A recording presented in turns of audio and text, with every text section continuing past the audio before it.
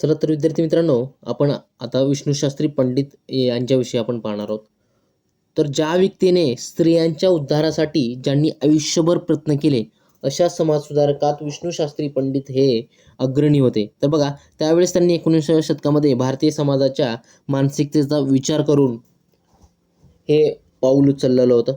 तर बघा, स्त्रियांच्या उद्धारासाठी त्यांनी आयुष्यभर प्रयत्न केले होते. तर बघा, विष्णुशास्त्री पंडित यांचा जन्म 1827 मध्ये सातारा जिल्ह्यातील बावधन येथे झाला होता.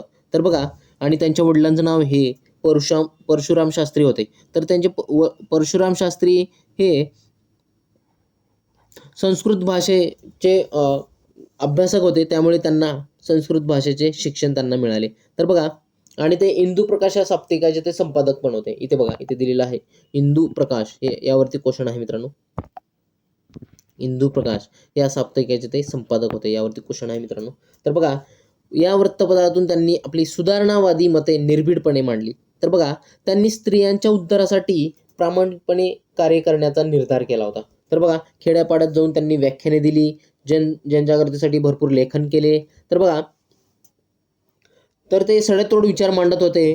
तर बघा, स्त्री शिक्षण असो, स्त्रियांच्या प्रश्नावरती ते आपले सडेतोड विचार मांडत होते. तर बघा, स्त्री शिक्षणाविषयी, विधवा स्त्रियांचे प्रश्न असो, केशवपण असो, परदेश गमन असो, जरट विवाह असो, जातीभेद असो, अशा इत्यादी प्रश्नावर त्यांनी आपले सडेतोड विचार मांडलेले होते. तर बघा, पुढे त्यांनी पुनर्विवाह उत्तेजक मंडळी या संस्थेची स्थापना केली. तर बघा, यावरती क्वेश्चन आहे मित्रांनो, पुनर्विवाह उत्तेजक मंडळ. तर बघा, पुनर्विवाह उत्तेजक मंडळाची स्थापना डिसेंबर 1865 साली झाली होती. तर बघा, तर या पुनर्विवाह उत्तेजक मंडळाची स्थापना त्यांना का करावी लागली?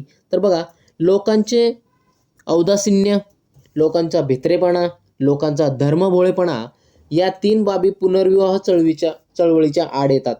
त्यामुळे त्या नाहीशा करण्यासाठी सुसंघटित प्रयत्न करणे हे या मंडळीचे मुख्य कार्य होते. तर बघा, यामुळे पुनर्विवाह उत्तेजक मंडळीची त्यांनी स्थापना केली होती. तर बघा, तर त्या काळामध्ये त्यांनी तर बघा, या सभेमार्फत विद्वांच्या प्रश्नांना वाचा फोडण्याचे कार्य त्यांनी केले होते, पुनरुत्तेजक मंडळी या सभेमार्फत. तर बघा,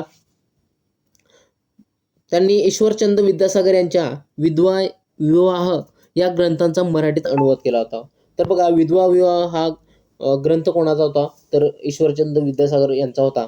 तर यांच्या ग्रंथांचा मराठीत त्यांनी अनुवाद केला होता, विष्णुशास्त्री पंडित यांनी. तर बघा, दरम्यान सरकारने विधवा विवाहाला मान्यता देण्याचा कायदा मंजूर केला होता. तर बघा, तर त्यांनी त्यांचे जे विचार होते, स्त्रियांविषयीचे विचार जे प्रकटपणे ते मांडत होते किंवा सांगत होते, तर त्यांनी त्यांच्या विचारावरील जे निष्ठा आहे ते एका प्रत्यक्ष कृतीने सिद्ध केले होते. तर ते प्रत्यक्ष कृती म्हणजे कोणती? तर एका विधवेशी त्यांनी विवाह करून त्यांचे जे विचार आहेत, त्यांच्या ज्या विचारावरील निष्ठा आहे, तर ते प्रत्यक्ष कृतीने त्यांनी सिद्ध केली होती. तर बघा, तर त्यांना बालविवाह या पद्धतीचा त्यांनी विरोध पण केला होता, कारण त्यांना समजलं होतं की बालविवाहाच्या पद्धतीमुळे विधवा मुलींचे आयुष्य हे मातीमोल होते. तर बघा, त्यामुळे या पद्धतीला, बालविवाह पद्धतीला त्यांनी विरोध केला होता. तर बघा, पुढे बघा, त्यांच्याविषयी इथे काय तर त्यांनी साहित्य क्षेत्रात खूप मोठं त्यांचं योगदान आहे. तर बघा, त्यांची ग्रंथ संपदा पाहूया. तर बघा, ब्राह्मण कन्या विवाह विचार हे त्यांचे ग्रंथ आहे. पुरुष सूक्त व्याख्या हा त्यांचा ग्रंथ आहे.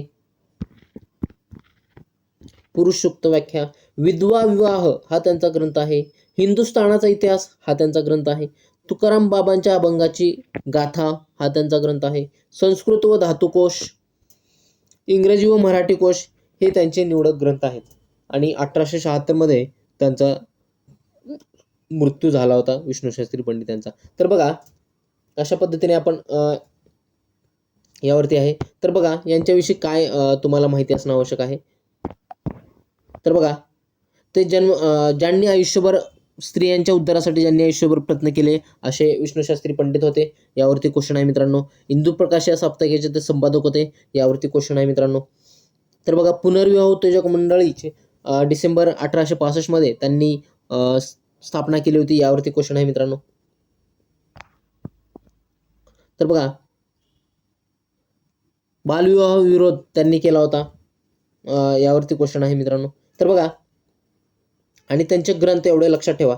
तर बघा, विष्णू शास्त्री पंडित यांच्याविषयी बघा आपण पाहिलेलो आहे. तर धन्यवाद मित्रांनो.